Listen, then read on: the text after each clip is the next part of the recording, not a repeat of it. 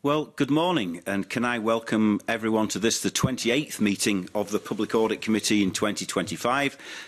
We are joined online this morning by the Deputy Convener, Jamie Green.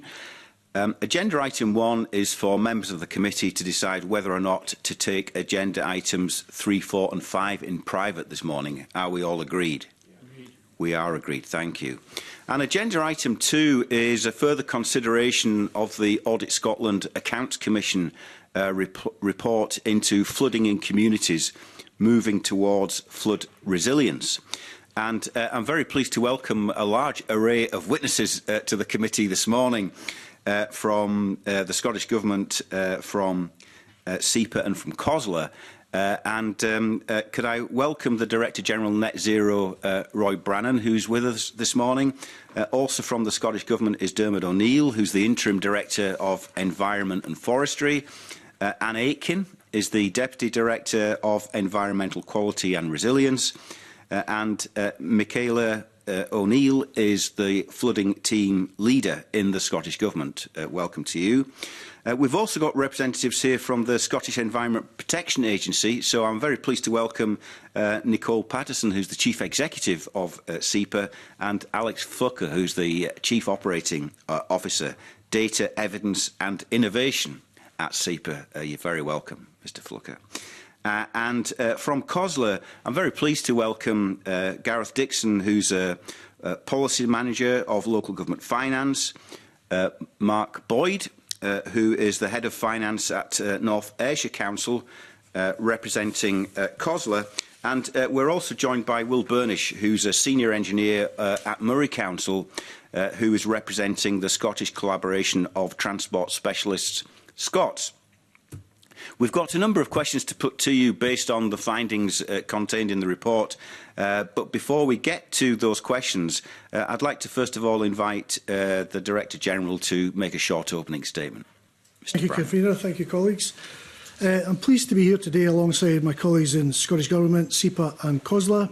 Scottish Government welcomes the Audit Scotland Flooding and Communities Report and its findings that the Scottish Government's National Flood Resilience Strategy is a positive step forward in providing the strategic leadership that is needed to address the challenge. At the core of our work are the people across Scotland impacted by flooding. The Scottish Government is committed to improving flood resilience across communities in Scotland, and we're working closely with partners to do that. It is encouraging that many of Audit Scotland's recommendations align with areas of improvement that Scottish Government has already identified and work already underway. This includes work with COSLA to manage the current cycle of flood protection scheme funding and to develop new governance and processes for funding major flood protection schemes in the future. Since Audit Scotland's recommendations were shared with us in draft form ahead of publication, we've made significant progress on a range of work streams, including providing $970,000 to SEPA to improve coastal flooding monitoring, and a further $600,000 to develop a national register of flood and coastal assets. Work underway to establish a national flood advisory service to improve delivery of high-value flood protection schemes, establishing the Flood Resilience Strategy Implementation Governance Group with key partners to oversee implementation of the National Flood Resilience Strategy and delivery of an implementation plan, procurement of coastal and land LiDAR mapping to improve mapping data, finalising our flood recovery framework with local authorities, and funding research into home flood plans, as well as how best we support the mental health and well-being of people impacted by flooding. There's much to do to implement the Flood Resilience Strategy, in doing so to address Audit Scotland's recommendations. But in my view, these examples show that the Scottish Government and partners are already making significant progress. As always, we'll do our best to answer your questions today and follow up in writing where required. Thank you, Convener. Thank you very much. I'd now also like to invite Nicole Patterson to make an opening statement on behalf of SEPA. Ms Patterson. Good morning, Convener, and thank you very much for inviting SEPA to contribute to today's discussion on flood resilience. We very much welcome Audit Scotland's report and are already working with partners to deliver on its recommendations. Much of the committee's previous conversation focused on roles and responsibilities, so I'd like to briefly outline SEPA's vital role to help the nation to prepare for, respond to and recover from flooding, It is one of the most important things that we do as an agency. Put simply, we are the National Flood Forecasting, Flood Warning and Strategic Flood Management Authority for Scotland. I want to briefly explain the services this includes using 3 words, which I'm sure we'll refer back to in the committee today, and those are avoid, adapt and warn. We help the country to avoid flood risk harm by preparing the National Flood Risk Assessment that identifies areas at significant flood risk across Scotland. We provide flood risk advice for the land use planning system, and last year we provided advice on 1,500 consultations. And we produce and maintain the flood hazard maps. We help places to adapt to future flood risks by leading the development of 14 flood risk management plans that set the national strategic direction for flood risk reduction, and by running national campaigns and community engagement initiatives to support partners and colleagues to raise awareness of flood risks and promote preparedness. And finally, we warn communities when flooding is imminent. We do so by providing flood forecasts.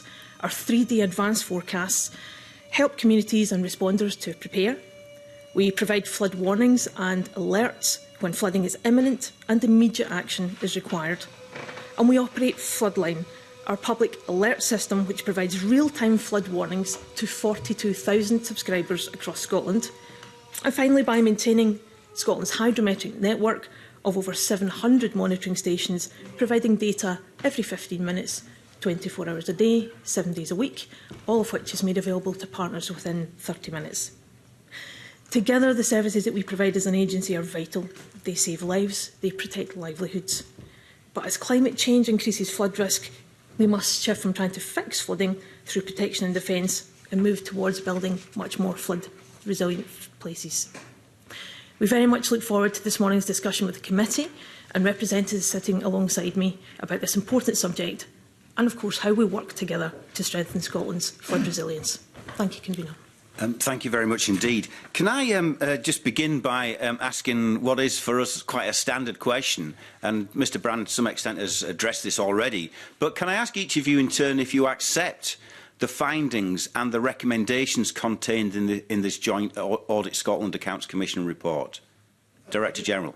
We do. We accept the recommendations. I think on some of the timings in my clearance letter I'd signalled that a couple of them would be challenging and we might get into the cycle of the budget in terms of how we agree future funding, but in general, yes, accept the recommendations. Okay, thanks. Ms Patterson? Thank you, Convener. Yes, to confirm on SEPA's behalf that we accept and confirm the findings of the Auditor General's report. Again, we'll work alongside partners in terms of the timing of delivery, and indeed we already have started to lean in to some of the solutions which require to be presented to ensure Scotland's greater flood resilience. Okay, thanks. And Mr Dixon on behalf of COSLA. Good morning. Morning. Thank you. We welcome the report for what has been done. Many of us were involved in working with the auditors in those recommendations, so we welcome them, but we share that kind of recognition that the challenges and the timescales are quite difficult.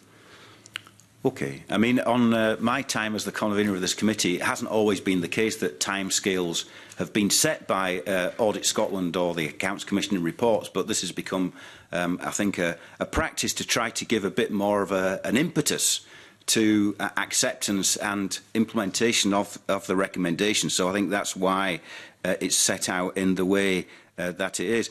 But I mean, it certainly addresses some issues which the report uncovers where there is a certain level of dissatisfaction, if not concern, in some areas.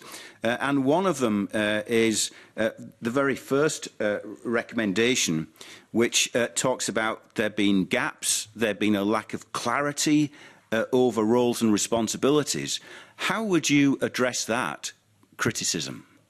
So I think I'll go first, but I think the flood resilience strategy sets out a pretty clear trajectory of 6 core outcomes that will move us from where we are today, by and large, the Cycle 1 activity, to where we need to get to. And I think there's quite good alignment between that and the work that Audit Scotland have uncovered. I think in terms of the roles and responsibilities, I mean, as practitioners, there's quite a lot of detail already contained for individuals of the public to see what the responsibilities are between the Scottish Government, SEPA, Scottish Water, COSLA, etc.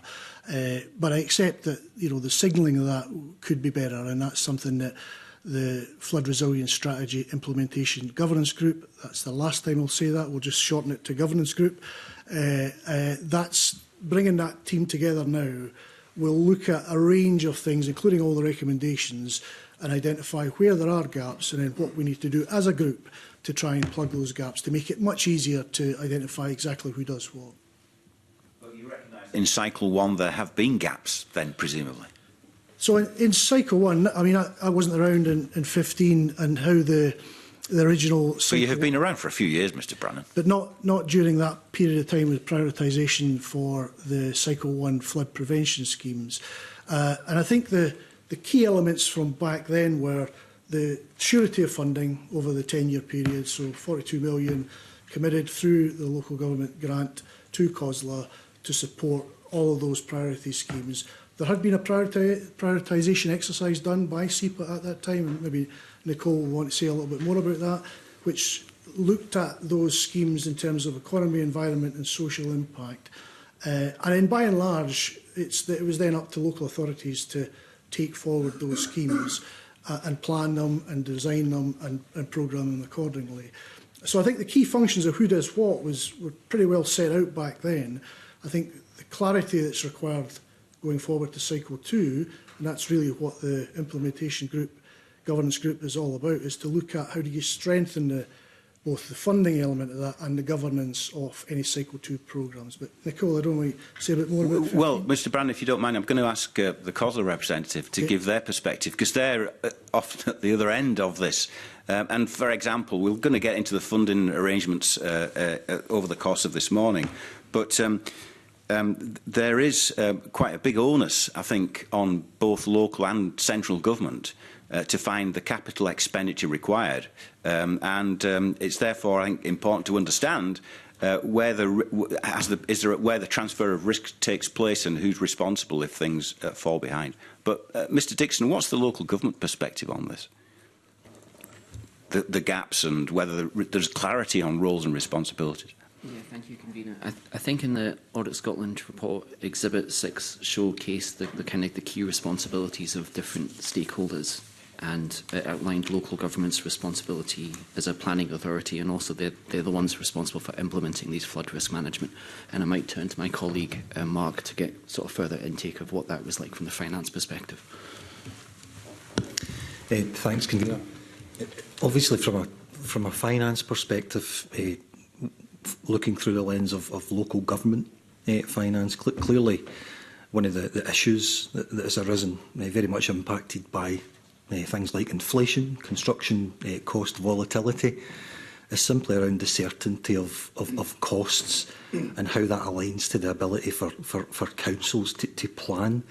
In terms of the council funding element of this, that's included within Council's own general capital grant.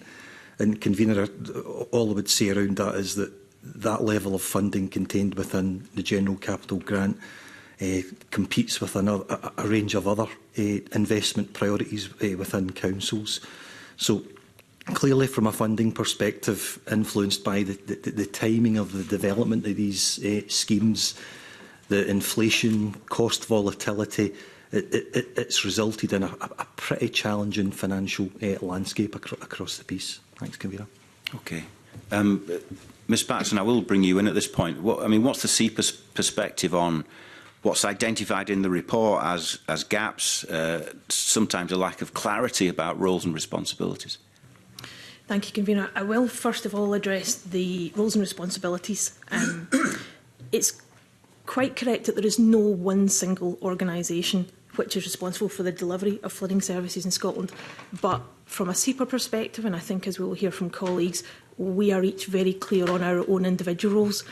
I think the opportunity is to ensure that the very people whose services we design, manage and deliver, that we bring that clarity also to those consumers as well. That's one of the gaps.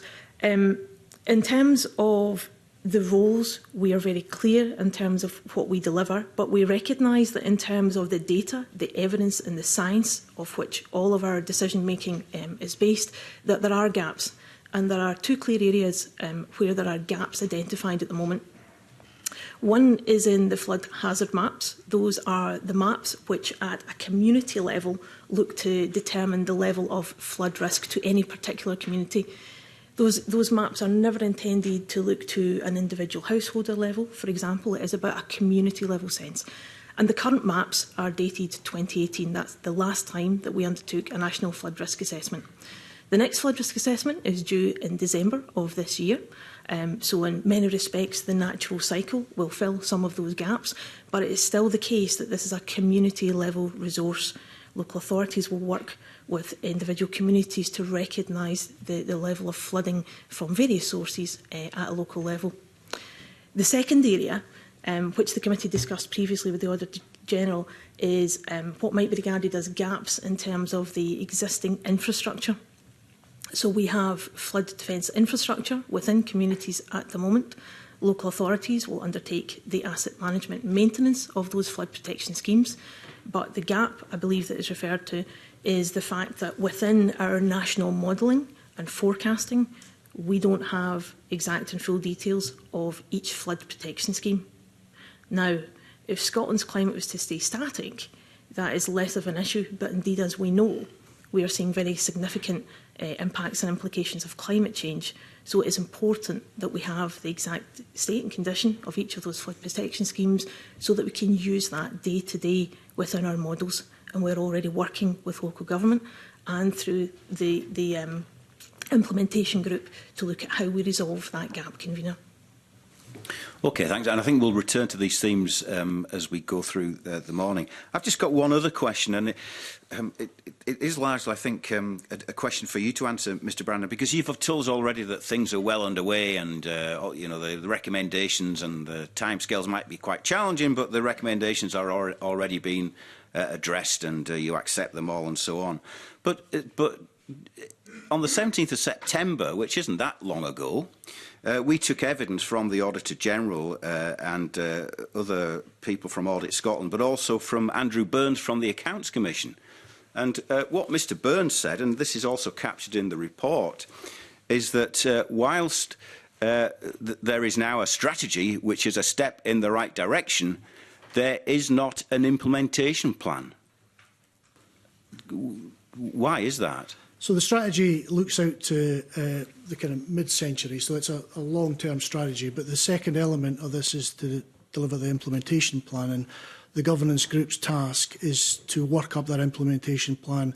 Hopefully by the start of 26, we'll have an implementation plan in place that will take forward the kind of key recommendations within the strategy, but also the recommendations from Audit Scotland.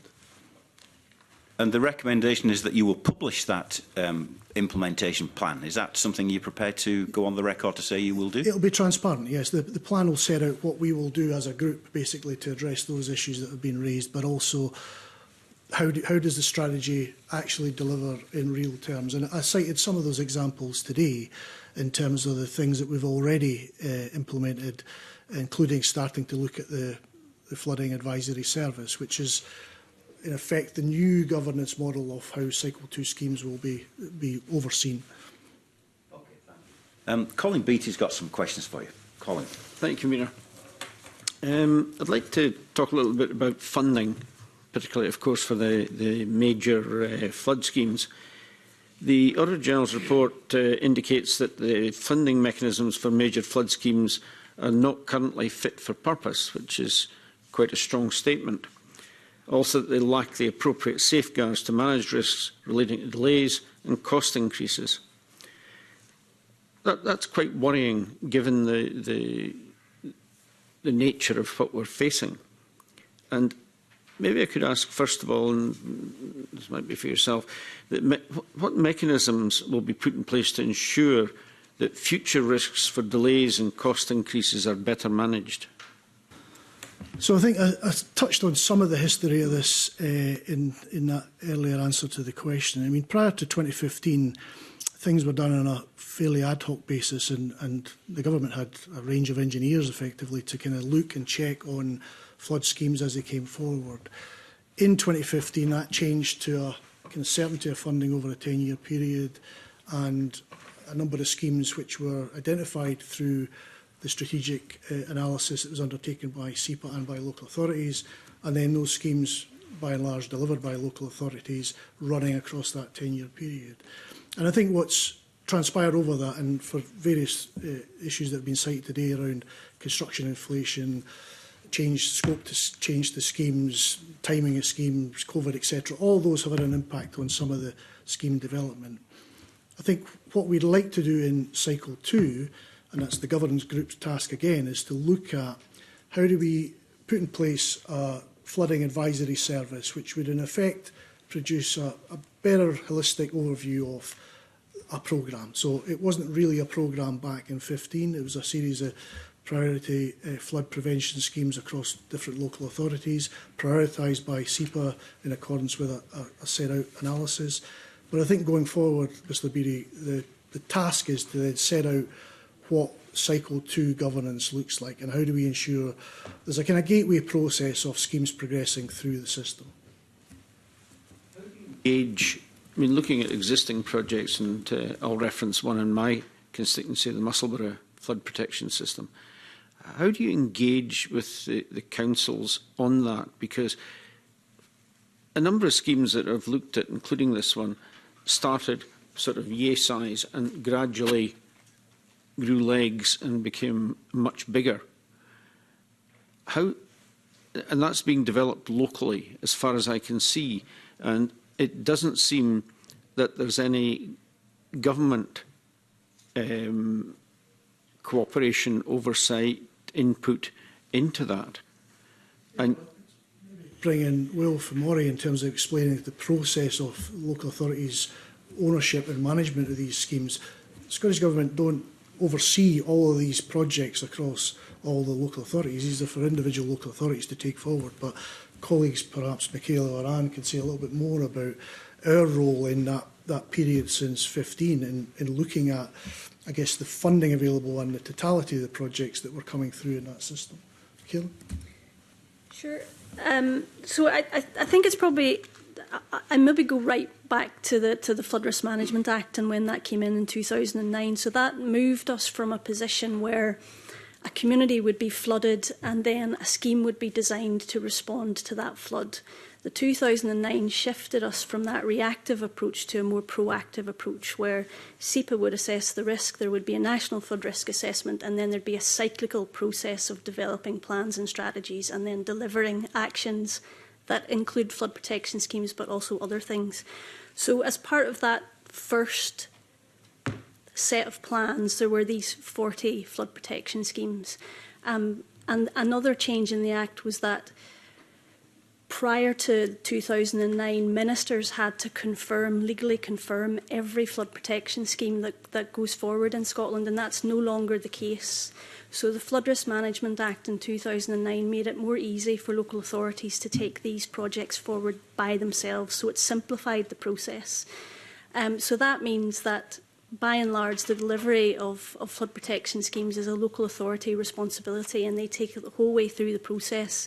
And the only point when ministers would become involved is if it's notified to them, and that only happens if there are specific categories of objections around schemes. So then ministers would decide whether to take a decision on to confirm it. So as part of that process, it's a kind of a delicate balance between allowing local authorities to get on with their projects, deliver them because they're best placed to do so, but also appreciating that the money is provided on a national basis and that there needs to be oversight of that as well. So it's quite complex, but over the course of the last 10 years, we've put in place, we've worked closely with COSLA, recognising that there maybe should be a little bit more scrutiny around how the money is spent and how it's controlled. And so we've got a funding working group that's a group between the Scottish Government and COSLA to look at the affordability of this programme of schemes and to put in place measures to try and control that. And that's included things like progress deadlines.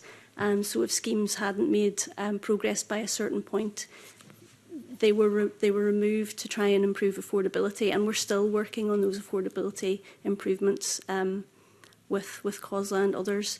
But I would like to pass over to Will, because he can maybe talk about some of that local complexity around developing some of these schemes, because they're all very bespoke. I'm quite keen to understand the relationship between the local council working what seems an element of isolation from the people that are doing the funding, or a great part of the funding, which would be the government. Yeah, I can talk to a point on that scenario. So the situation is when you receive your capital grant and you start your scheme up, you will work through that process, and as you go through, estimate the costs each time. The challenge is with all of the flood schemes is you start off with what you think is an initial idea that would be satisfactory and would work. As you work through the detail, you get more information about the modelling, the numbers of properties may increase. The fact that you have more detailed information means actually the area is bigger than you originally thought it was, because you're using from the SEPA data, which is a national broad picture level. As you start getting down into the very detail, things change. You have objections. Those objections could mean you have to change the design or the results of that design. The costs increase. You find bits of information out, such as asbestos on site or the ground investigation. Therefore, what you thought you could build there doesn't work anymore. You have to move it. So these costs can accelerate quite quickly, along with some of the basic information that you use. Climate change figures have been increasing. So if you started a scheme 5 years ago, the likelihood is those climate change figures have changed. That now makes it more flooding. That means the scheme needs to probably be slightly bigger or slightly different. The costs go up. So it takes quite a long window to do it. It's normally 5 years plus to get a flood scheme right the way through, minimum, because a couple of years to design it, an objection, maybe another year to resolve those objections. If you can't, it's an inquiry, another year. So that's the reason why the costs go up. We liaise with the Scottish Government each year, given our returns, about where we think the costs are going to be and how much those costs are going to be, in the hope that in the long term that capital funding will come through to deliver the project. And there is constant liaison and sharing that information during the year. But I think, as it was pointed out, there's been no oversight, and that's what the audit report picks up, of a bit more control. And I think that's something that that funding working group is actively looking at to try and find a solution that works going forward to put some more governance processes in place. But we have to remember, at the time, in 2015, the funding matched the requirements of what people thought those projects were going to cost. So at that moment in time, when there's 40 projects or 42 projects put forward, the belief was that the funding and everything else at that moment was appropriate and met the need. So I think that decisions made then would probably look different if you didn't have that same issue where the exact, no, we can only do 40 projects, we've got enough money, perfect. However, I think if we had like 60 projects and only enough to do 40, that may have changed the decision process at that time as well. So I think it's complex things from 2015 that we now understand, and the effects we have to look forward about how we're going to change those. So given that you say the average major project would be 5 years, approximately, with, during that time, probably escalating costs. As you say, you find things that you didn't expect and so on, so the cost goes up. At what point during this 5 years, which is not cost-free, because there's obviously consultancies and work going on which cost money, at what point during that process do you get certainty that you're going to have funding behind this? So in the current model, the funding carries on through the whole process. So at the moment, the current model is the funding is given through the general capital grant in an audit, which I think either someone, finance colleagues or someone could speak about. But it just comes through that general capital grant, and then the councils manage that money to continue delivering that scheme through the general capital grant, because it's not a ring-fenced pot of money, so we keep working through. So it bends and flexes because of what you find out. So, for instance, if you have an objection, that project cost may be stalled for a year because you're just spending time on answering questions, providing information, not doing design work or not doing build work. So that cost for that year may be less, and then the next year accelerate back up. But I think I should also note, although we say it takes 5 years, in the current flood risk management cycle that we're in, which is cycle 2 for the plans, a lot of effort was made to split the work out to try and make sure that in this cycle the design work was done with the intent to build it in the next cycle, which is a big shift from the previous one, which was try and design and build within a cycle, which we found that as it's taken 5 years and a cycle 6 years, it's actually quite difficult to do that. Is there any better mechanism that could be put in place to manage cost escalation, which is obviously a big issue at the moment, but over any 5-year period, you're going to get inflation built into materials and all the rest of it. Could that be better managed? I think that the funding group and the governance group are actually looking into processes that can better manage that and understand the risk. And I think all of the local authorities appreciate the challenges that are being faced.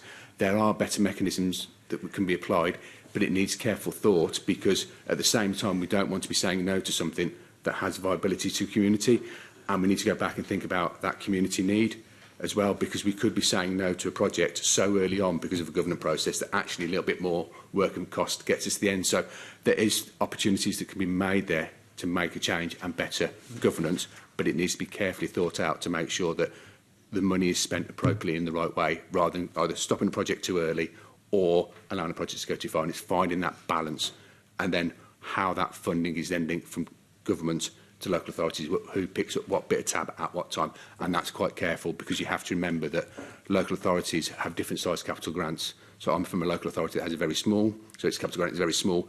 And if you take the schemes that they did in 2010 onwards, it was £100 million for the Elgin flood schemes. If you take that value, that local authority probably couldn't stomach that value of money over 3 or 4 years, because it's such a large amount of our capital grant. Yet others may be able to absorb it better. You have to be careful also about how big the capitals are within each local authority as well. It's not just, don't all get the same grant. Just looking at the existing schemes and the funding certainty for existing schemes and schemes that are currently being considered as part of Cycle 2, I think maybe this is one from Mr Brennan. When will funding certainty be in place for these projects? So I think I mentioned that at the very outset. I think that's the challenge with the timescales that was set down by Audit Scotland, where I think within 6 months we'd have set out a timeline for that funding mechanism. I mean, clearly, ministers, we have to wait to see the UK government budget at the end of this month, and then go through our own budget, spending review, infrastructure investment plan in the pipeline. And in addition, with COSLA colleagues, work out a funding mechanism and a structure around that. So I think that's quite difficult, and Gareth might want to say a bit more about that. There's, what we've managed to do so far from this Cycle 1 was, in collaboration with COSLA and ministers, agree a process of certainty of funding over a 10-year period, and also that approach to autonomy, if you like, with the funding through the block grant and how it's used. Now we've got to develop a new system. The Flood Advisory Service is really the foundation of what would be suitable for both ministers and COSLA leadership in terms of kind of gateway processes to better manage the funding that will no doubt be negotiated through this next spending review process. But Gareth, did you want to say a bit more about? Yeah, so I'll just be supportive of the comment that Will made about the purpose of the Cycle 1 was that it was targeted at councils that were typically smaller and would have had difficulty sort of funding large-scale flood protection schemes. So that was a purpose that's worth outlining. But I'll maybe pass to my colleague Mark to talk a bit more about the financial element. Thanks, Convener.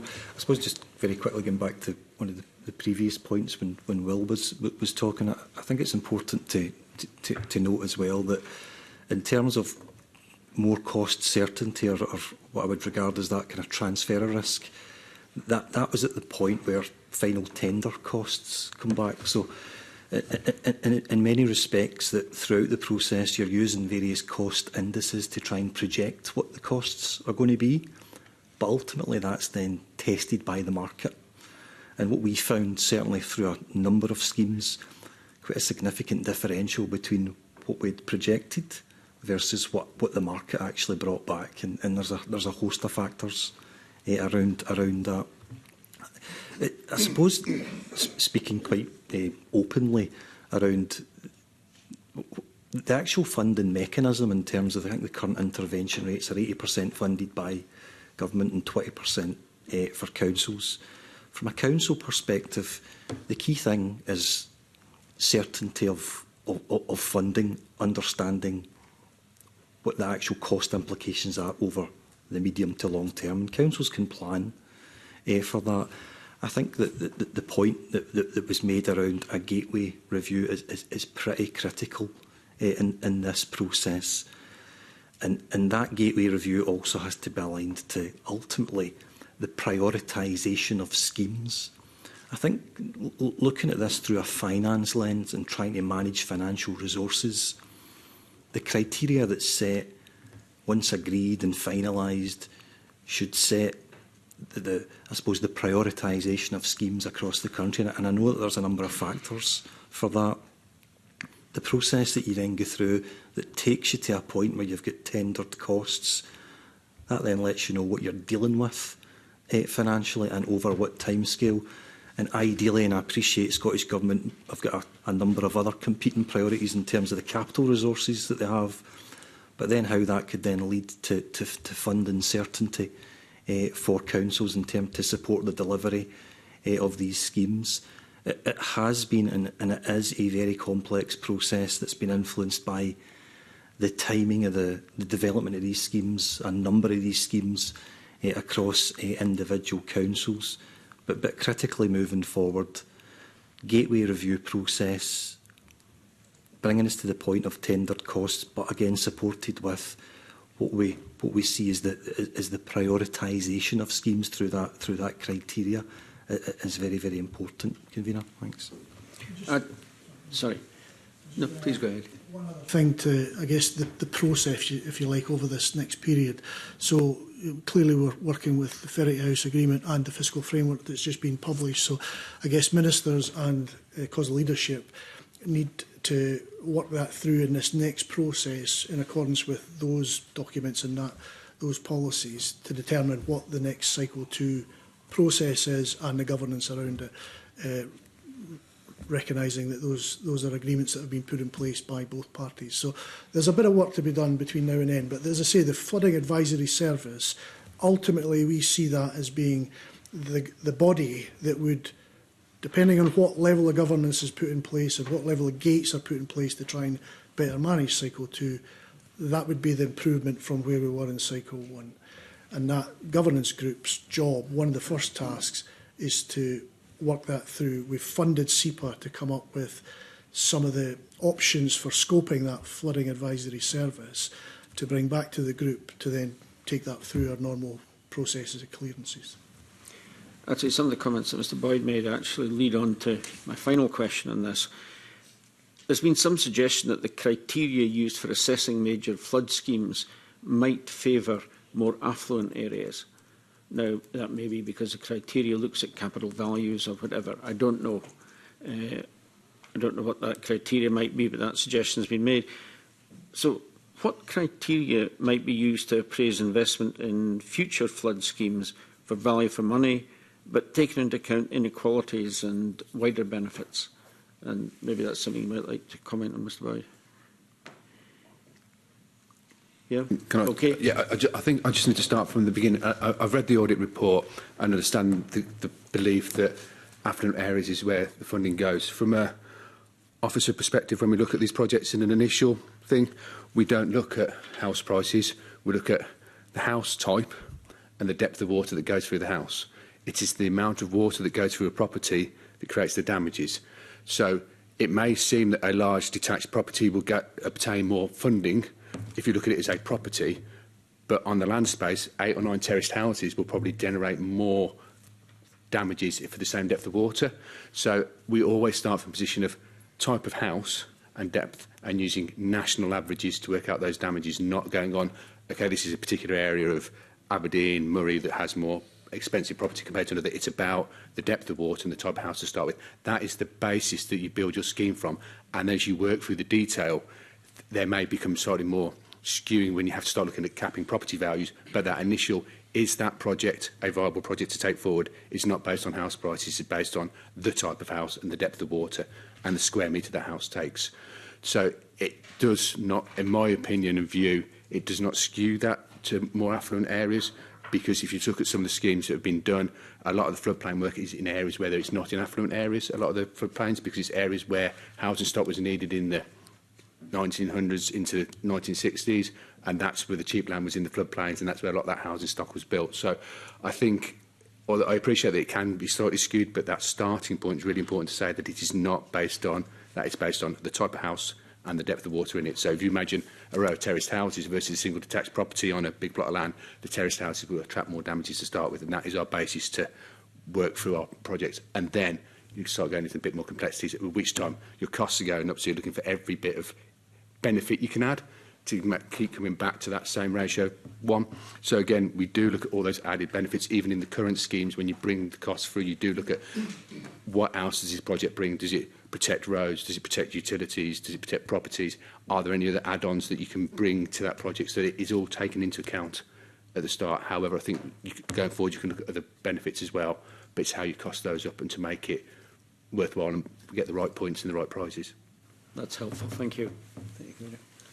Yeah, I suppose just following up that last point, it's sometimes whether there are unintended consequences of that matrix. And certainly reflecting on the evidence session that we had with the Auditor General and the Accounts Commission, it seems to me that it might be useful for some study, whether it's done by government or by an academic institution, into that to see if there is any kind of correlation between, I mean, to Mr Burnish's point, if more working class housing has been built in floodplains, then it might validate where the resilience is being carried out, or conversely, the anecdotal evidence, I think it was, that was contained in the Accounts Commission Audit Scotland report suggests that there may be a skewing, and certainly sometimes there are more organised middle-class communities that are very good at getting decisions being made. But Mr O'Neill, you want to come in on this point? Thanks, I was just going to say, just on this very point, there was a study, and forgive me, I can't remember the academic institute that did it, but it was where flooding damage is less than 30 centimetres, that over a 2-year period it costs an adult £1,800, and where the flooding is a metre or more, it's £4,100. So it's just to kind of augment Will's point about the difference in depth of flooding. I mean, any of this information you can share with the committee would be useful, because I say it's one of the elements in the report, which is why Colin Beattie asked the question about it. Of course. Last point. I mean, that's obviously you've highlighted a gap that came across at the last session, so we'll take that away in terms of the governance group, just to looking back off the 31 schemes. What's a quick piece of analysis to try and satisfy this concern that there is skew or no skew? I don't think there is, but I guess it's a useful thing to do before we settle in cycle 2. And the criteria for prioritisation. So I think, as I said, the criteria for prioritisation at 15 touched on economy, environment and social impact. And I guess we just need to make sure that whatever we decide is for this next cycle reflects no skewing that could occur as a result of that prioritisation. Thanks, that's very helpful. I'm now going to bring Mr Graham Simpson in to put some questions to you. Graham. Thanks a lot, Convener. I'm going to ask about funding again, but before I do that, if I can just pick up on a couple of things that you've said already, Mr Brannan. You mentioned the Flood Advisory Service. Can you tell us when you expect that to be set up? Well, let's Anne say a little bit more, because Anne's kind of leading on it. Yes, so the Flood Advisory Service, as Mr Brannan had mentioned, we've given some money to SEPA this year to do a scoping and options for the Flood Advisory Service. We expect that to be reported in by the end of the year, and from that we will then take to ministers and take it forward from there. I would expect we would have a Flood Advisory Service in place for the next financial year, albeit that it may be kind of developing its role through that, but we would expect to have decisions on what body that would be placed within and the key roles of it, and starting to work through by the start of the next financial year. So that's early next year? Yeah. Okay. And Mr Brannan, you said you found a couple of the recommendations challenging in terms of timing. Could you say which ones you're referring to? Well, one in particular, it's to do with cycle 2 and funding. So I think I've covered it extensively now in terms of the timing with the budget and spending review process, and also the normal process of agreeing with COSLA leadership and that formal approach that government has. To try and do that between the UK government budget at the end of November, our Scottish government budget 6 months from the time of publication would mean February, and that's going to be an extreme challenge. So that was really just, I'm just flagging the fact that, and I think Gareth will probably agree that that's going to take a bit longer to get that set right than the 6 months it was identified in the Audit Scotland report. Okay, fair enough. So going back to funding, and we've touched on major schemes. The biggest scheme, which hasn't been started yet, but is in the pipeline, hopefully, is Grangemouth. By the way, anyone can answer this question. Mr Burnish referenced earlier that schemes could take 5 years. This has already taken far longer. There was an initial public consultation as far back as 2018. We still haven't agreed who's going to pay for it. It could cost north of 600 million.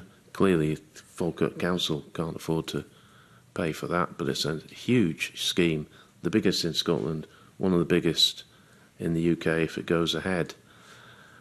Can anyone tell me how they think this should be paid for? So I can't cover that today, but Anne could probably say where we are in the process in terms of Grangemouth and its approvals in the next stages. Obviously, I think you heard at the last session that the scheme had been taken off the normal cycle and a task force has been set up, and that task force has now concluded and reported to both Falkirk leadership and Scottish ministers in identifying elements of the schemes focused in on residential protection and the kind of, I guess, the phasing of that. I guess the next stage is, and Anne can maybe say about what happens next, but Anne. Yeah, so the next stage for the Grangemouth scheme is following formal notification and a decision by Scottish ministers that that should be dealt with through a local hearing. That will be then taken forward by Falkirk Council. So that's the stage that I mean, I think in terms of the, obviously, as colleagues have said, the exceptional scale and cost of that scheme led to the decision between COSLA and ministers to take that out of Cycle 1 so that it didn't skew the entire affordability of Cycle 1. The work of the task force was really to look at how we can work with the council to look at how can we make something affordable so that we can move forward to deliver some resilience for local communities. So what the task force did was really look at the residential schemes to see whether or not elements of those could be taken forward in chunks, essentially, that didn't have adverse effects on each other. So that's the work that the task force did, so that when we move into the next budgetary cycle, that we can then potentially take forward specific elements of that scheme as and when they're affordable, rather than having to try and find a way to secure a one-off, 600 million or whatever point we're at now. So I think the next steps are definitely in terms of local hearing, and that's the stage that the council will take forward. Well, you're not telling us anything we didn't know already.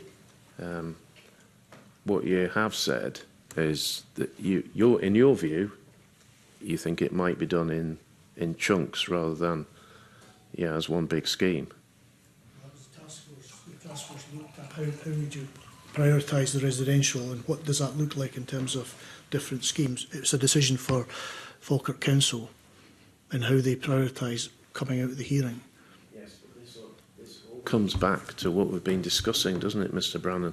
We've been discussing it with COSLA already today. It's the issue of funding, and for big schemes, small councils, even large councils, couldn't possibly afford 600 million if that's the end result for a scheme that is of national significance. So this is really important that government work with councils to decide how a scheme like that, of that scale, should be funded. So I know, I know where we are. We've got a local inquiry. I know about the task force. But at the end of the day, we have to agree who's going to pay for it, don't we? And I think I've covered that in terms of cycle 2, the process that Council, COSLA leadership and ministers will need to agree in terms of the funding for cycle 2 and the schemes that will be considered as part of that. I can't say much more than that. I'm not sitting here today saying that will definitely be funded through this mechanism. I just can't do that. We're about to run through a budget process, a spending review, an infrastructure pipeline and an infrastructure investment plan, and ministers quite rightly have got to go do that independently first and then with COSLA leadership. Okay. Can I refer you to paragraph 65 of the Auditor General's report? Because I thought this was quite extraordinary, bits of it.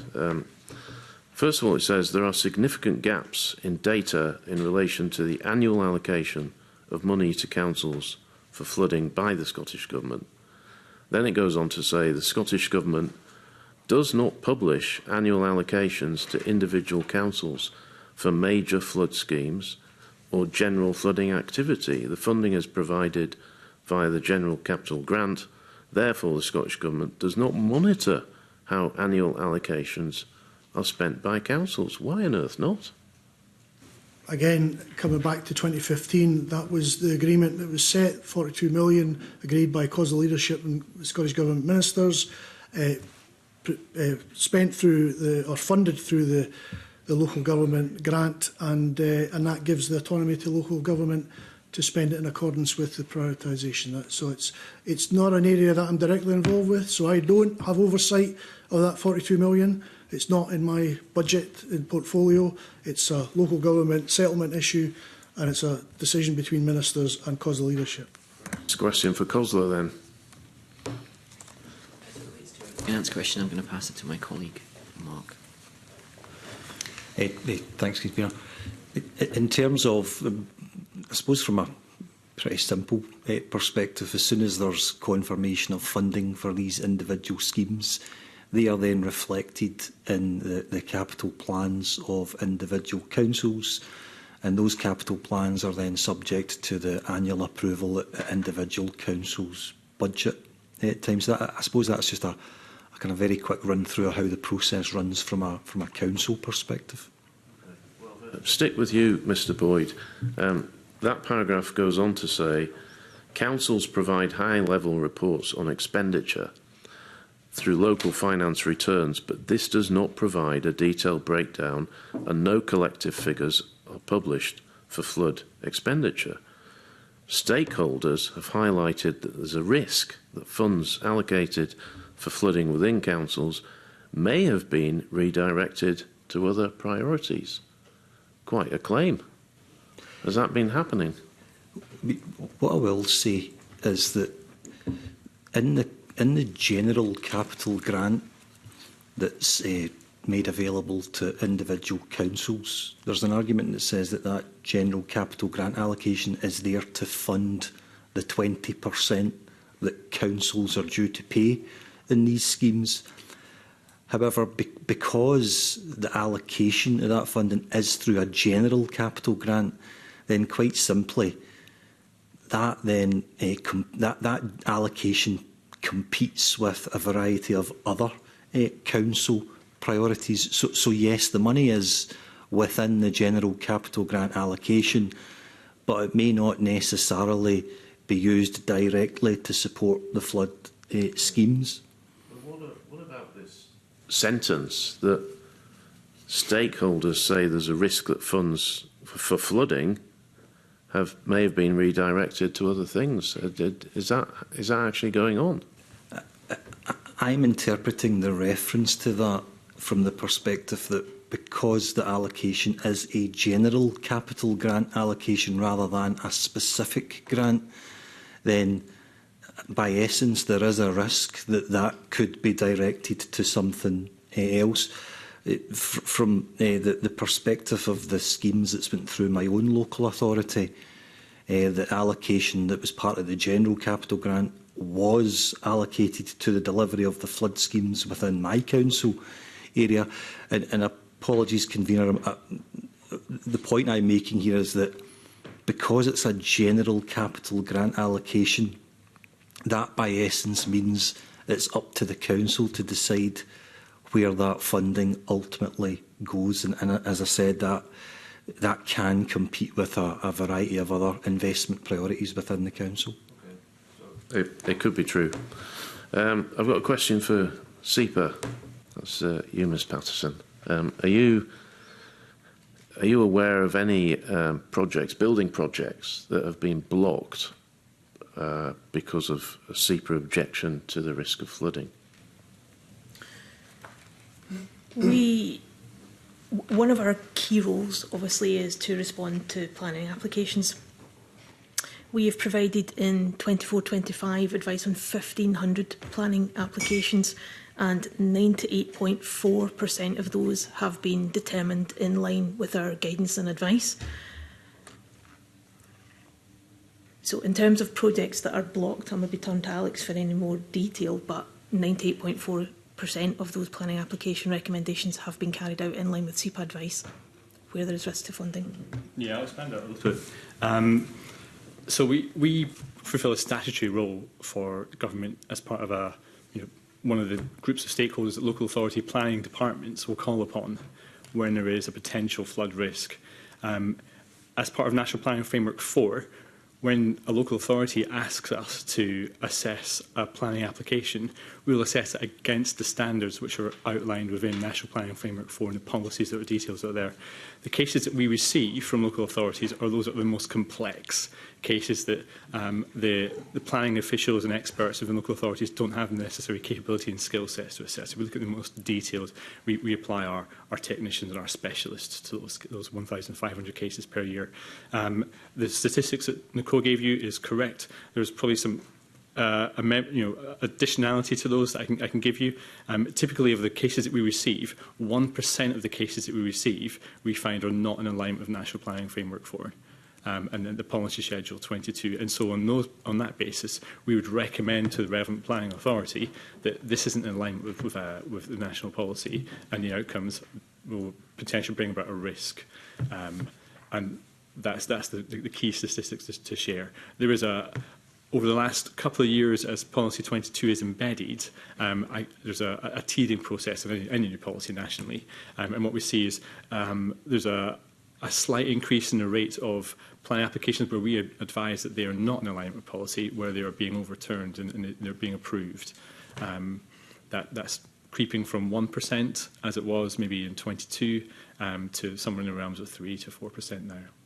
So are those cases where you have said, no, you shouldn't be building there because there's a risk of flooding, and councils are saying, well, actually, we're going to ignore that, we're going to approve it?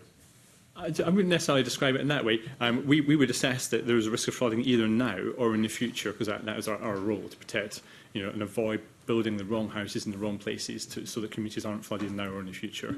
The decision-making that councils will come through, sometimes those are escalated to ministers through DPE, and often that slight increase from a 1% overrule to that trend of 3 or 4% at the moment now, that's typically in the case of an aspiration to see local development taking place. There's just a couple of other things I just want to quote from the report. Paragraph 32. And I think actually this relates to a question you asked, Convener, earlier. It says, not all critical responsibilities for managing flood risk are covered by legislation. For example, the Act does not set out who is responsible for the maintenance of sustainable urban drainage systems, SUDS, and for managing erosion-enhanced flooding. That's covered in Exhibit 2. So this could mean important areas of activity may be missed. Do any of you know who's responsible? Mr. Flucker, I'm looking at you and you're looking at me, so perhaps you can answer. Sure, I'll answer that. So again, part of this stems from National Planning Framework. There's been agreements that new built developments will not be connected to the sewerage and drainage network that's run by and operated by Scottish Water. So new builds, those developments over a certain scale will have runoff and surface water collected by a sustainable SUDS scheme. The responsibilities of those are fairly clear. We think SEPA have a kind of a role in the margins of this in terms of our regulatory role of the environment, and so we're aware that the maintenance of those schemes, if a SUD lies within the boundaries of a single property, the landowner or the occupier is responsible for those, and otherwise, typically that is a municipal responsibility. It's something that's done in collaboration, as we understand it, with Scottish Water. But they're often not within the curtilage of one landowner. It could be on an estate. So I think what this is saying is it's not clear who's responsible for maintaining them in legislation. I mean, would you accept that point? I don't think necessarily the Flood Risk Management Act that was set and laid in 2009 could forecast decisions in the National Planning Framework 22, so it wouldn't necessarily be the right place to look for confirmation of that clarity. I think the clarity does exist around the room here between the various stakeholders. Local authority colleagues may all be able to speak to the details around SUDs. Mr. Brown wants to come in. Stretch my engineering background a bit. I can't remember in 2009 whether SUDs was so prevalent in terms of the national planning policy at that time, so it may well be just a timing issue around that. But there is a memorandum of understanding in place between Scottish Water and local authorities now on the division of responsibilities, and Will might say a bit more about this, between runoff from property and residential curtilage, the below-ground infrastructure and the above-ground sustainable urban drainage systems, which, my estate in Larbert, we have a number of SUDs in place, and the maintenance responsibility is understood by those parties. Not all local authorities are signed up to that MOU, but the vast majority of them are, and that's well known. But Bill, you might want to say a little bit more about Morris. Yeah, I can just add a little bit more to it, the fact that numbers of developments are maintained by factors, and although it is seen as a flooding issue, it actually comes from the Drainage Act. So it's the actual act is called Section 7 in the Sewage Act. So it's actually around the drainage of property, not from flooding, although it is there to prevent flooding in downstream properties, but it's actually a drainage issue, and it's combined with the Roads Act as well, to do with draining of the roads. So it's actually quite a difficult, complex area. So it depends if a memorandum of understanding is signed up between Scottish Water, the local council and the developer of that estate.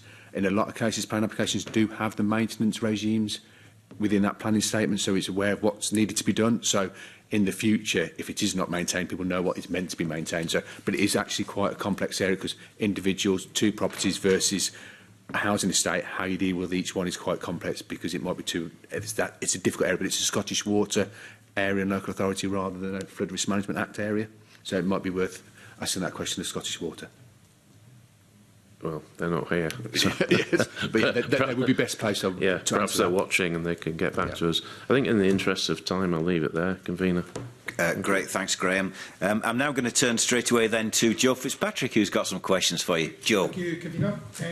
I'm keen to ask about some community aspects of this. Obviously, when a flooding event happens, then that's a major impact on the local community. But also, if we're planning to prevent future flooding, then the works around that can potentially have a huge impact on local communities. So it's obviously really important that all partners work to engage local communities in the planning of that.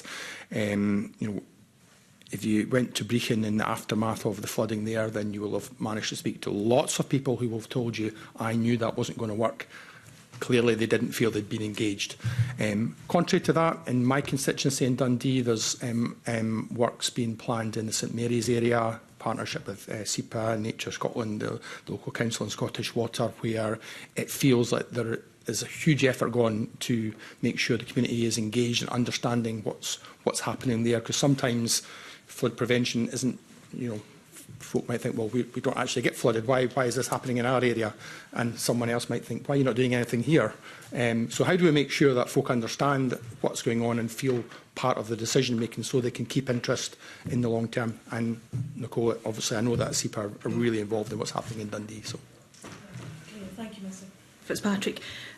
So SEPA, and we've talked about roles and responsibilities before, so we're really clear that as a national agency, there are a number of different ways which we can engage with communities.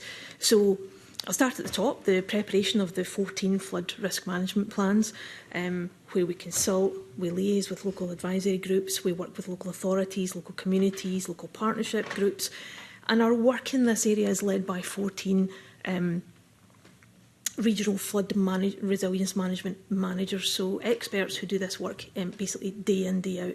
And that really, remember, is to capture that picture of the national flood risk management picture, so at a strategic community-based level, where are the greatest risks? And I think importantly through that work as well, this is about raising awareness and preparedness within communities as well. We employ another 4 area flood advisors. They provide advice to communities on flood warning and resilience. We know that when we start to see in our 5-day advance forecast, our 3-day forecast, and our work with the Met Office, that when a flood is about to arrive, the more warning, the more preparedness that we can bring to a community, the better, because we're trying to build resilience, and obviously it's important that we are shifting the language from protection towards resilience. So we're trying to provide as much warning and resilience. People need to understand the actions that they could take to protect their property, their livelihoods, their lives, well in advance. We work with them obviously in that preparedness. We also work in post-event support. We have talked already, we've touched on, with Mr Simpson's question, the work that we do to advise local authorities in terms of planning, so that well in advance we try to avoid flooding. And we do many national campaigns which are aimed at raising awareness about flooding, how people can better prepare themselves. We've got media, social media contact leading up to, during and after flood events. We have direct contact with 42,000 Scottish citizens who have signed up to receive our floodline alerts. And of course, often those are times when there is already significant challenge, significant concern. You touched on the Brechin example as one. But at any point in time, we publish a wide range of advice and data on our website. And for example, last year in 2024, we had 900,000 users visit our website for flood information. I've talked about the Floodline service, and of course, there's always more that we can do. And you touched already on the point that whilst those communities that have unfortunately experienced some degree of flooding, they are very, very well aware. They are on the front foot. They are in contact with us and indeed more locally with their local authorities. But I think what is also important is to recognise that there's always more we can do in those communities that haven't yet experienced flooding.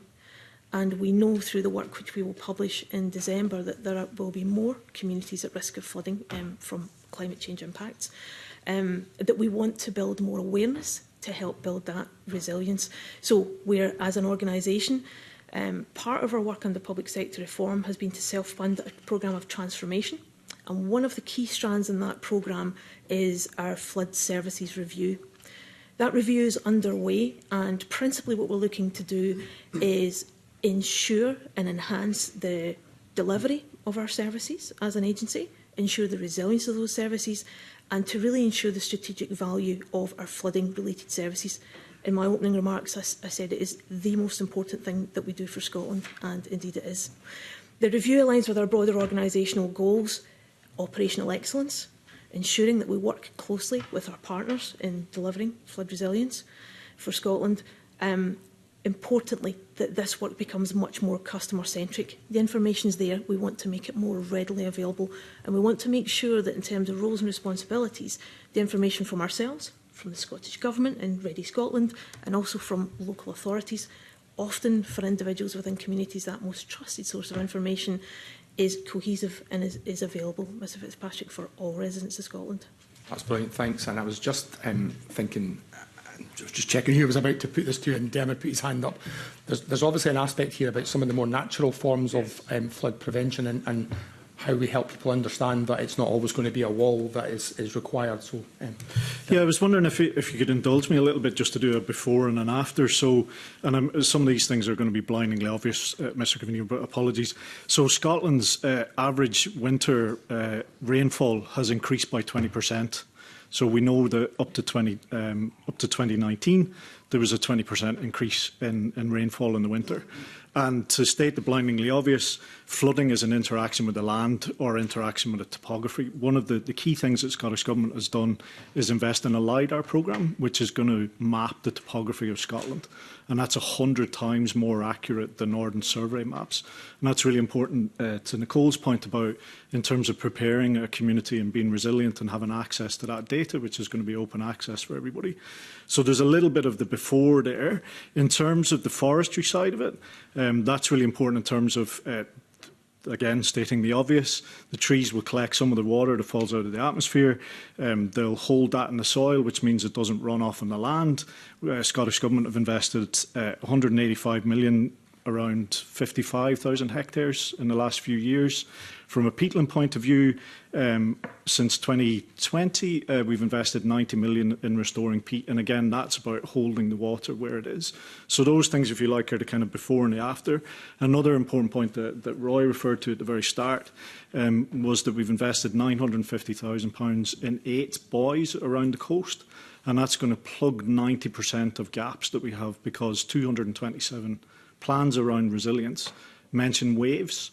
At the minute, we've only got wave buoys in the southeastern part of Scotland. So in your constituency, those buoys will help us to do that.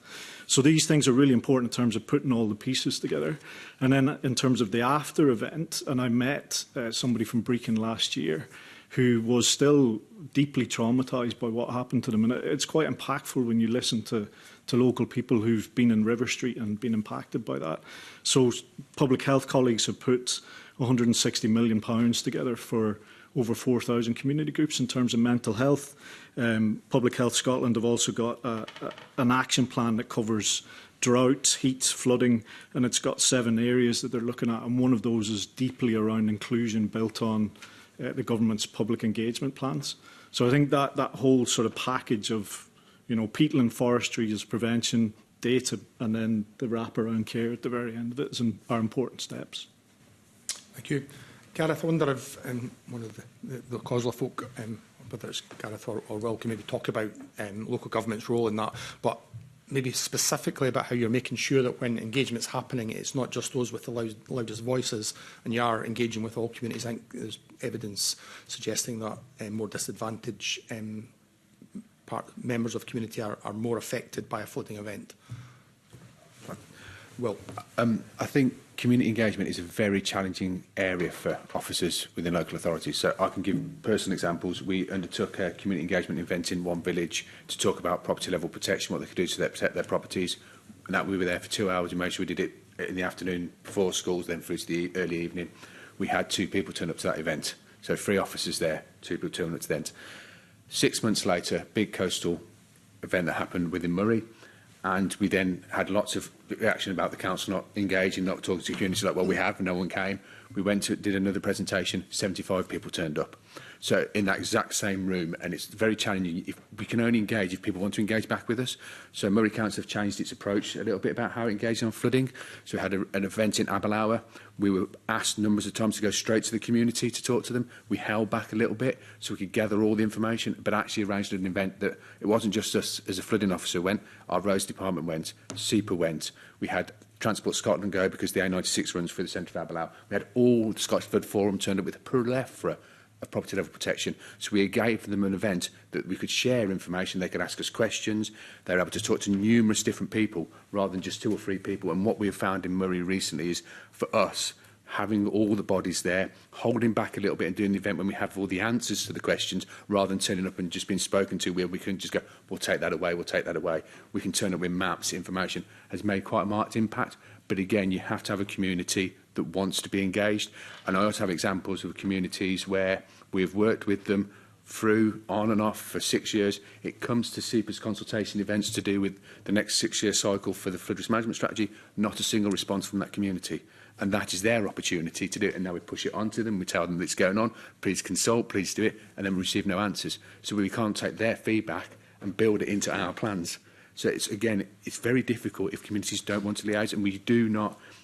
There are people that shout louder, there are people that are more vocal, which we've already spoken about. However, that's the approach we look at, is looking at where people are at risk. And if we can't get to them, we try everything we can, we try and go in rooms. And I think Murray Council has got another example for the original plans. It did road shows. It was sitting in car parks. It was in the town centres with a little mobile caravan talking about the plans. And again, that engagement still didn't work that way. So you have to have someone that wants to be engaged. And I appreciate it's difficult for disadvantaged people, but we're trying everything we can to get there, but we can only do so much with limited resource. So how are we making sure that if you've learned, from your experience, you've learned something, I'm certain there's lots been learned from the project that's underway in Dundee, how do we make sure that that's shared across Scotland? That is something that's quite easy for me to answer. I think the Scottish Government fund a conference every year that all the flood practitioners, all of SEPA go, significant numbers of the community now to go to it, and that's where best practice is shared over 2 days. And it is an absolutely brilliant event that allows all of those practitioners and the community now have got engaged in it, which I'm on the steering group for it, so 10 years ago when I started, we had very few communities there. We now have community groups, insurance people, flood return up. It's a really more positive event that shares that information, and the community have also presented at that. For the last 3 years, I think we've had community people presenting there. So that's a really good showcase about how flooding in Scotland is actually driving forward through presenting that information. Just to add some numbers to that, Mr. Patrick. So 65 presenters at the last one, 600 attendees, 400 in person, 200 online, and it's been building up in success for a long time. And as Will says, it's really good for practitioners in terms of sharing.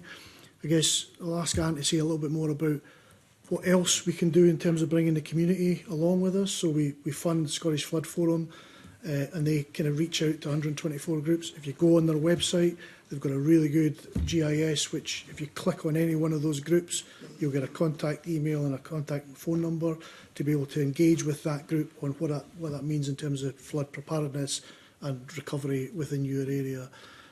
One of the key elements of the resilience strategy is to develop a framework for community resilience.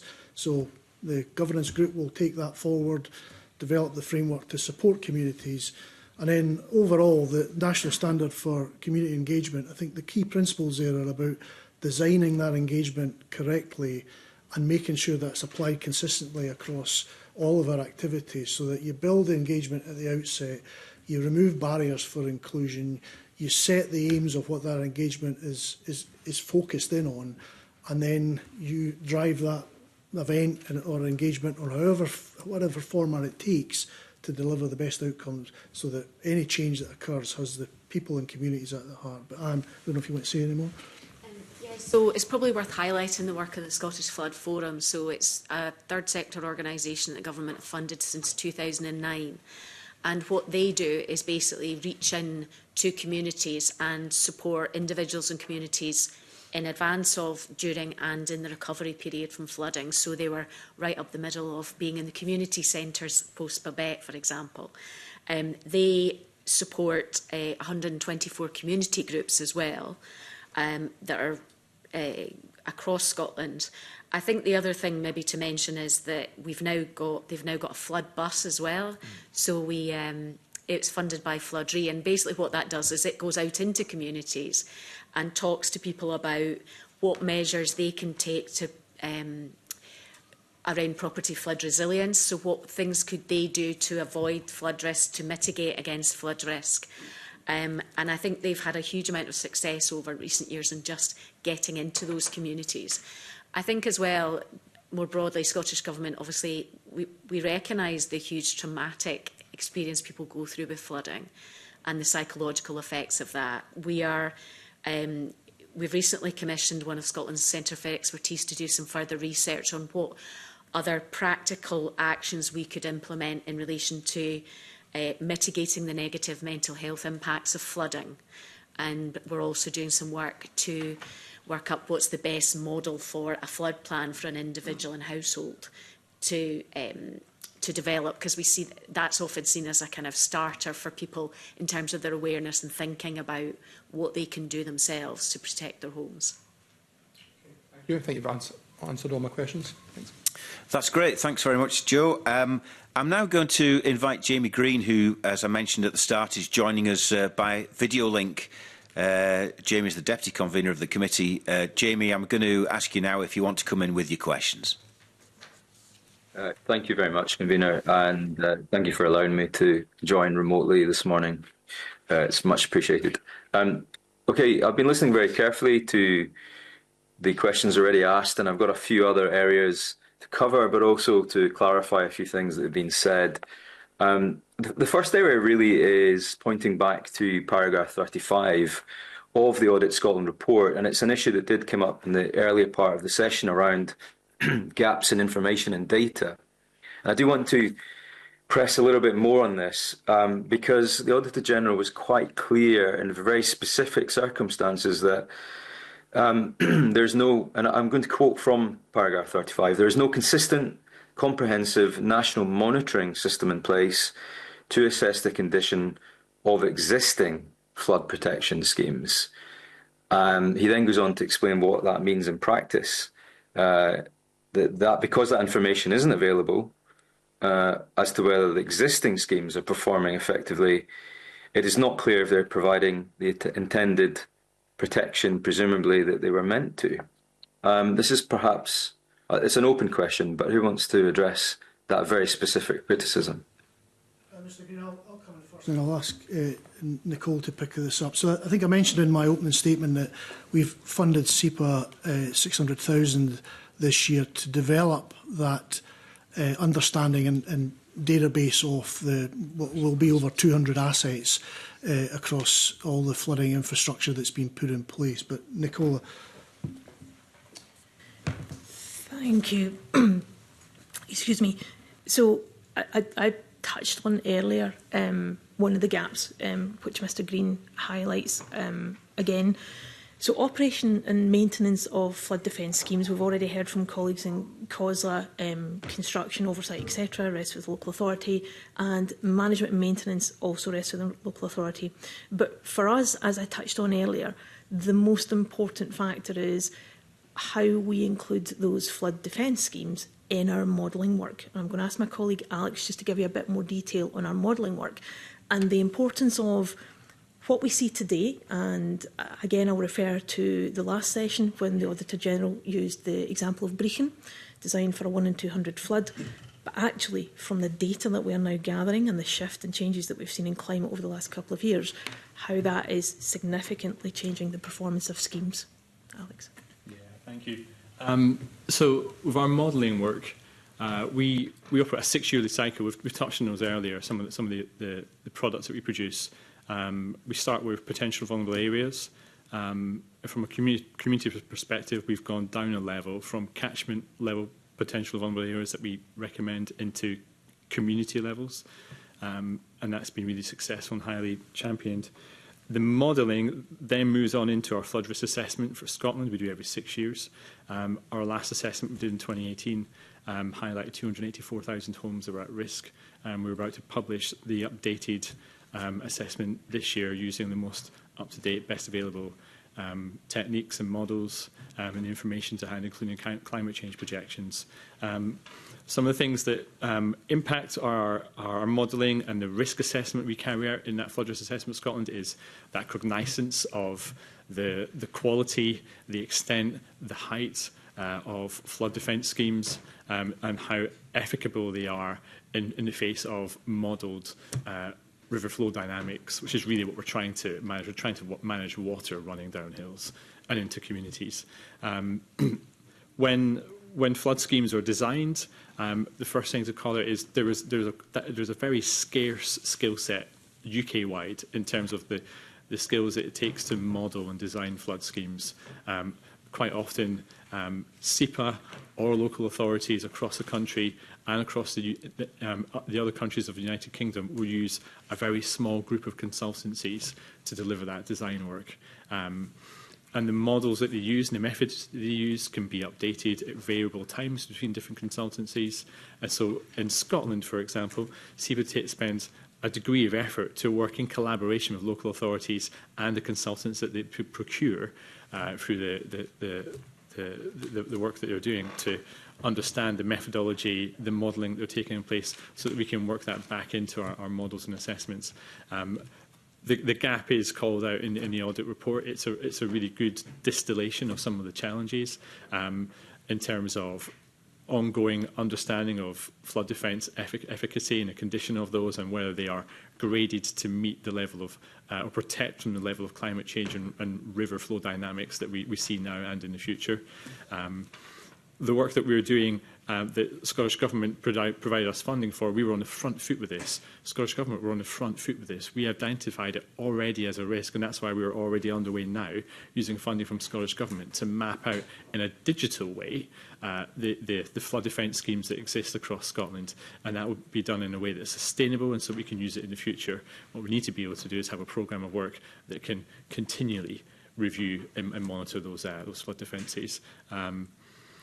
The implications for our mapping and modelling work is if we do not understand the quality or the efficacy of flood schemes, is we have a risk that in our flood risk assessments, which are at that strategic level, they can either overestimate or underestimate the extent of protection that exists in Scotland. And so there is a risk, therefore, that the ongoing actions that are taken forward by local communities or by SEPA to protect communities can either be misdirected or not at the right level. And that's why we're working hard now to close those gaps off. Thank you for that, for those answers. I think that actually goes some way to address how you're responding to the Audit Scotland report, and that is welcome. Another paragraph with another specific critique that I'd like to point you to is paragraph 39, just on the next page, and this is around the joint-up approach to managing flooding, both within but also between organisations, and this is an area I'd quite like to cover. Specifically, the Audit Scotland report says there's a lack of joint action within and between organisations and a separation between engagement with communities on flood schemes, engagement on the broader resilience issues, and a lack of a long-term strategic plan and disjointed delivery. Now, all of those are fairly negative comments around what is supposed to be a joined-up approach. I think the fact we have so many agencies represented in the panel today, and also many others who are not on the panel, I think proves testament to how complex flood management is. I guess part of the discussion, therefore, is whose ultimate responsibility is it to make sure that all these disparate organisations are actually working together, communicating well, and also agreeing a joint national plan, which clearly there isn't at the moment. So I think, thanks, Mr. Green. I think the flood resilience strategy is certainly the roadmap to how we try and bring together what has been a very productive set of arrangements to date with our stakeholders in managing flooding across Scotland, recognising the gaps that have been identified by Audit Scotland. So, you know, with the risk of repeating myself, I might ask Anne to come in and say a little bit more about how do you make that strategy into an implementation plan, and what is the function of the governance group and the subgroups that will lie below that, so that, as you say, there's a greater clarity than what we've got at the minute in terms of how all these bodies work together. But Anne? Yeah, I mean, I think obviously our governance group has a wide range of partners, and I think in the strategy we recognise that the huge interaction between flooding and a number of other areas of policy, and all of the bodies that needed to be around the table to look at that. So in taking forward our implementation plan for the strategy, we are looking to bring all those parties together. And I think I suppose the other thing was that moving on from 2009 and 2015, there was a recognition in the strategy that actually we needed to broaden out those range of flood-related actions from something which had primarily focused on engineering solutions to protection to those much wider things. And by doing that, we need to draw in a number of other areas that actually have a contribution to make, whether that's in relation to things like natural flood management or peatland or forestry or whatever it is. So I think that's the kind of approach we're very keen to take. Dermot, do you want? Yeah, and just to say, Mr. Green and Convener, following on from what Anne mentions in that particular paragraph in the audit report mentions civil contingencies. So some of the work that we did, I think it was about 5 or 6 months ago, was with colleagues in the room and the organisations that they represent and colleagues from SCOTR, was to run what we called rather blandly tabletop exercises. But that was the whole point, was to identify where there are gaps in a flooding episode or event, who's got responsibility for that. And that work is ongoing, and it's also part of kind of the learning from COVID and trying to learn about civil contingencies in the middle of emergency. So we welcome that finding from Audit Scotland in terms of giving us the mandate and the momentum to keep going with that work coming out of the tabletop exercises. Apologies, it's difficult if I'm not in the room, but just because I have a lot of questions to get through, so not everyone needs to answer every question, but I would like to point, for example, to the Bellwin scheme, which is perhaps one example of where there could be maybe a little bit more work done, where the government could have a contingency fund available to local councils, because ultimately it's local councils, as we hear, who often bear the brunt of dealing at first hand with these issues, and it's often local councils who get the most criticism. Actually, if you read some of the news reports around recent storm events, it's local councillors and officers who get the first wave of critique from local residents, perhaps rightly so in many cases, but often their hands are equally tied when there is simply no capital funding available. So this is maybe a joint question for the government and COSLA. Now, use of the Bellwin scheme funding has gone up massively over the years, presumably as a byproduct of requests for funds due to more incidents. But is there a place for having a bigger pot of cash that is sitting there that's not necessarily agreed up front or in advance for the council, but could be used by any local authority in the country at any given point to support communities on a small scale and on an immediate basis? Because I'm going to come on to talk about compensation in a moment as well.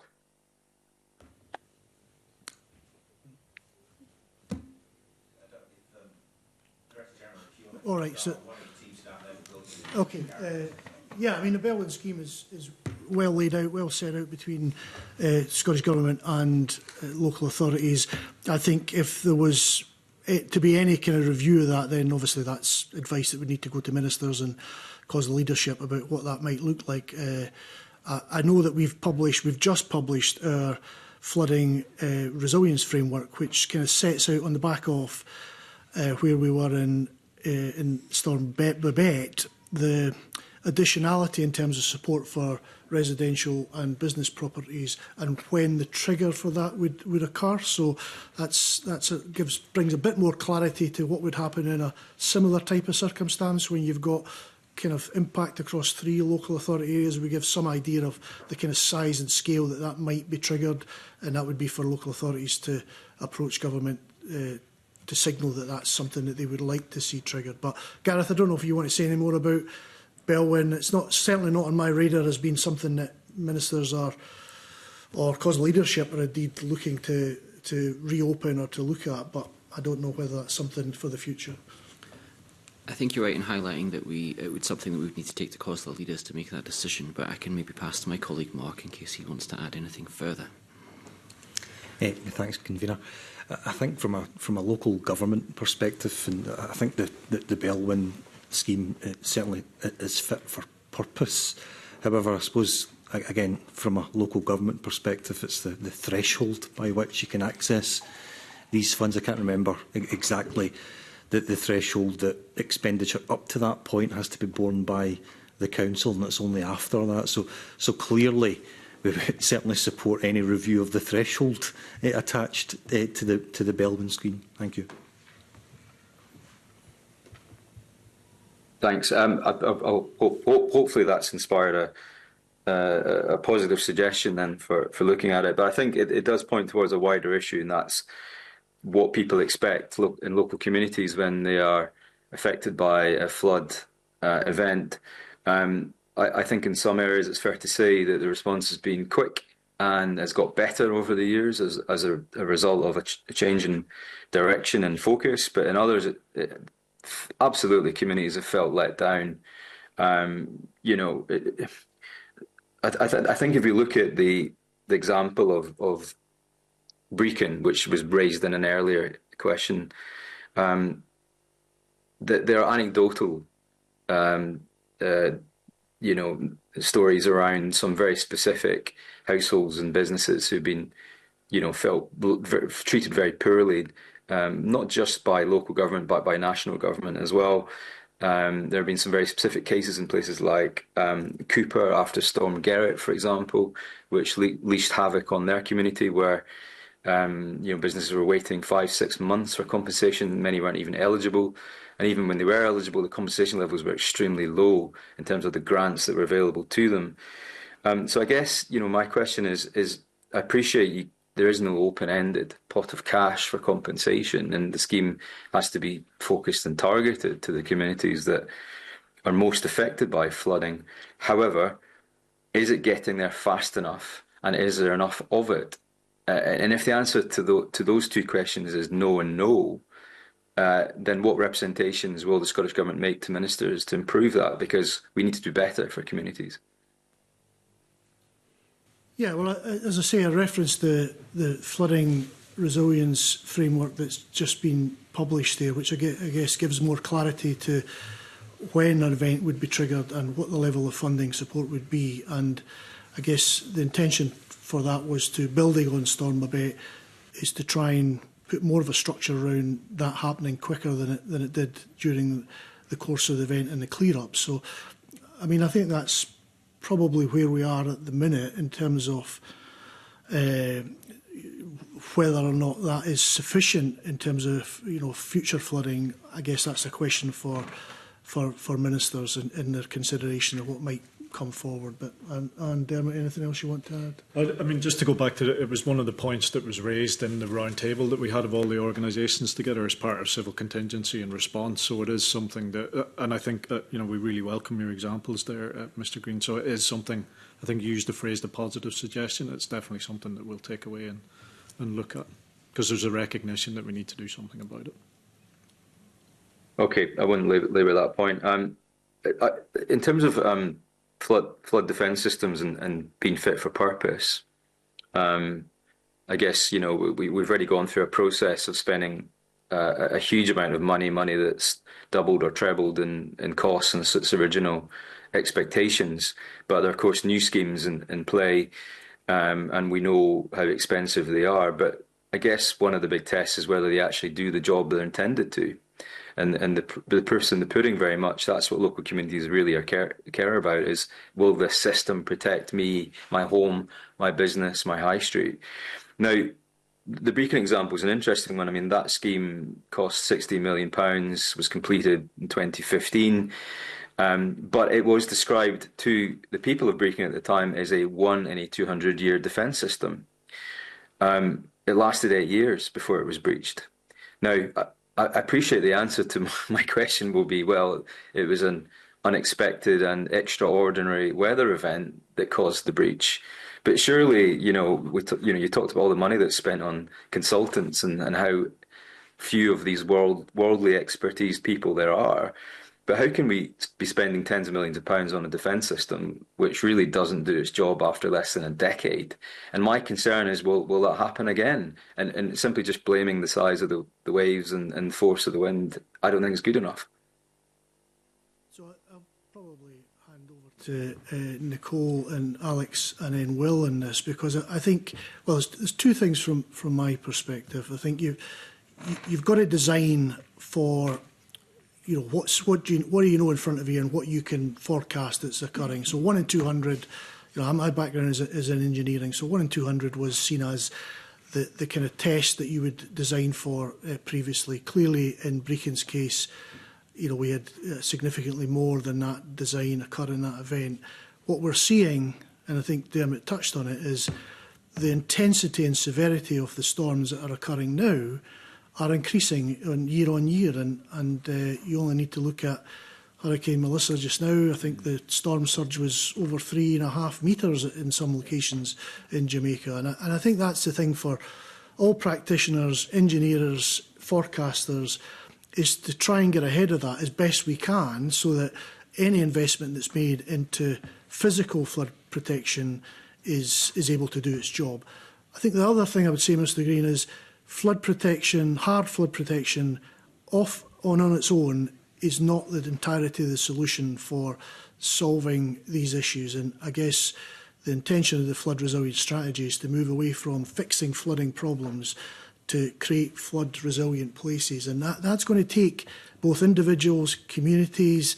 It's going to take some tough decisions around planning, I guess, in the future, because the scale of the challenge from 284,000 properties moving to 400,000 properties will not be solved by hard flood protection schemes alone. But in terms of the design element, Nicole or Will, do you want to say a little bit more about the evolving status of what happens in engineering terms when you get a breach of the likes of Brecon?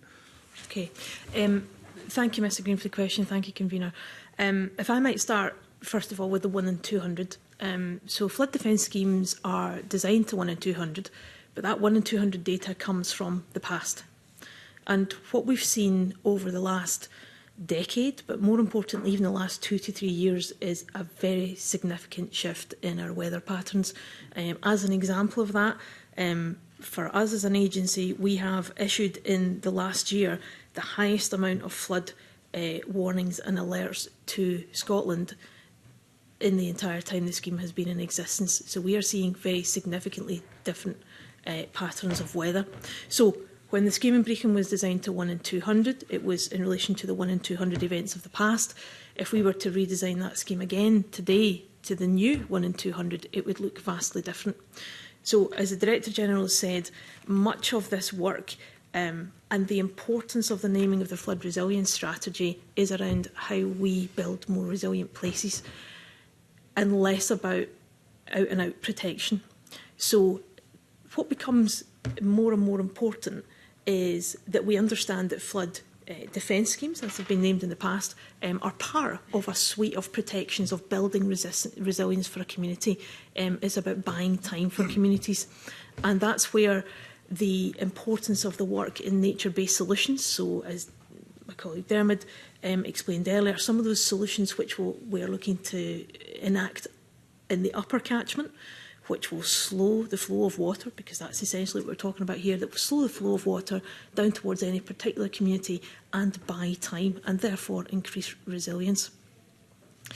Nature-based solutions, in terms of the efficacy, have begun to be proven. We've began in terms of Eddleston Water as an example, but also 2 pilot public sector reform projects which we will bring together with partners at Cairngorms National Park, Nature Scot and Scottish Water on the Dee and South Esk, so that we actually in Scotland can get real examples of how we can improve community resilience by integrating both nature-based solutions and traditional engineering solutions.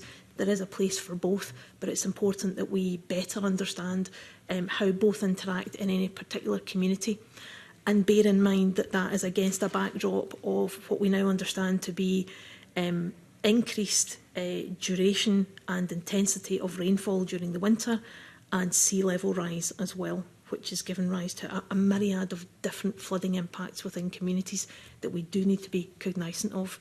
And if I might mention scarcity, the flip side of this, of course, is that Scotland is seeing more incidents of scarcity as well, and they are not unconnected. Alex, I don't know if there's anything you want to add before I hand to colleagues in COSLA. Maybe very briefly, yeah, really well made points. The pressures on communities and on the ability to protect them is only going to get harder, because we are seeing more rainfall than we ever have, and we will continue to see more rainfall than we're seeing now.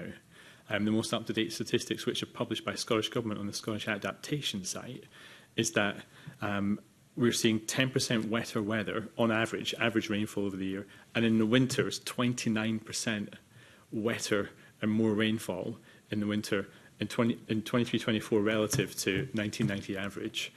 So there is no doubt that we are seeing more rainfall, and that the challenge faced by communities will get bigger and harder. That's the simple first thing. With Brecon, there was a flood that took place, or heavy rainfall that took place months before Storm Babette, which the flood defences in Brecon held back, and the town was protected by those floods. So the question is, do flood defences work? They absolutely can work. They absolutely do work. But when we see peak flows very scarce, rare peak flows, in the context of that change in climate that Nicole mentioned earlier, they can be succumbed and overtopped by those. The next thing to call out is the design process. Local authority colleagues touched on it earlier. They go through consultation. And that's part of the thing that can add in delay and add in time and increase cost. But through those consultations, there can also be retweaks to the design, because communities who live around rivers and live around the coast often choose to live there because it's beautiful. But they don't want to live behind walls.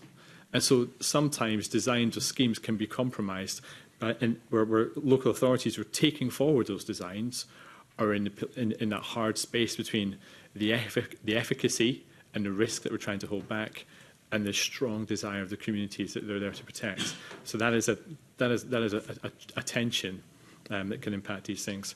Nicole touched on nature-based solutions. The flood risk resilience strategy, or the flood resilience strategy the Scottish Government took forward, has a shift in direction to broaden the suite of tools and techniques that are made available to stem flood risk communities beyond just concrete, grey, civil engineered infrastructure into nature-based solutions as part of that mix. The evidence we're seeing coming through, we look across international partners in these spaces, people that are ahead of us, and also the pilots we have in place now. Edelson project that Nicole mentioned, that's proven to be reducing peak rainfall flows by 5%. Just by a range of leaky dams or ponds upstream in the upper reach of the catchments, but also delays peak rainfall reaching the community by between 3 and 7 hours. That's valuable time for communities when they're trying to respond in periods of deluge of rainfall to make preparedness, to put out sandbags, to close their floodgates. So there's real value in those, and that's all that I'll add to that for now. Thanks for that. Yeah, no, I just appreciate time is tight, so I won't, if you'll excuse me, not bringing more responses into that, and thank you for the responses you have given me. I guess the one piece of thing that hits me most from the comments you've just given to the nature of flood defence systems is that the 1 in 200 year efficacy model is based on historic data. I think most people will be quite surprised by that. Of course, historic data is helpful and useful, but surely we would be designing things based on what our knowledge of what the future is going to look like, and that's not actually that difficult to do these days. I know SEPA have done some good work, for example, the University of Strathclyde on AI models, but that point being that if you only plan based on what's happened, of course you're going to design a system that's not fit for the future.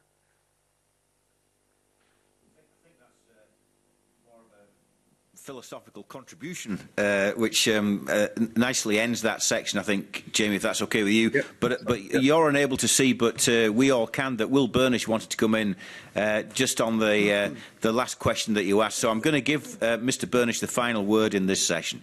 Will, just 2 comments, really, is that the 1 in 200, we design flood defence is based on likelihood, not duration of life. So it's designed for the likelihood of it's going to happen. So this is the first point. The second point is, and just for a correction for SEPA, a number of flood defences are not designed to 1 in 200 year in Scotland. So you go back to the early 2000s, the principle was 1 in 100. So there are schemes that are not designed to that. So I want the committee to be aware that that is not the standard. It's the standard today, but was not the standard in 2000, 2005, 2010. So not all schemes are designed to 1 in 200. They may be 1 in 100. They may even be as low as 1 in 50. So please don't take that. That is quite important to take away that that is not the case for every flood scheme in Scotland.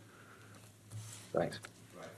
Indeed, and thanks to the Deputy Convener for putting those final series of questions to you. We have run out of time, so I'm afraid I'm going to have to draw this morning's session to a close, but can I take the opportunity before I do that to thank very much all of you for your contributions. So Anne Aitken, Dermot O'Neill, Director General, Roy Brannan, Michaela O'Neill, Nicole Patterson, Alex Flucker, Mark Boyd, Gareth Dixon and Will Burnish. You've all had an opportunity to give us evidence this morning, and we really appreciate that.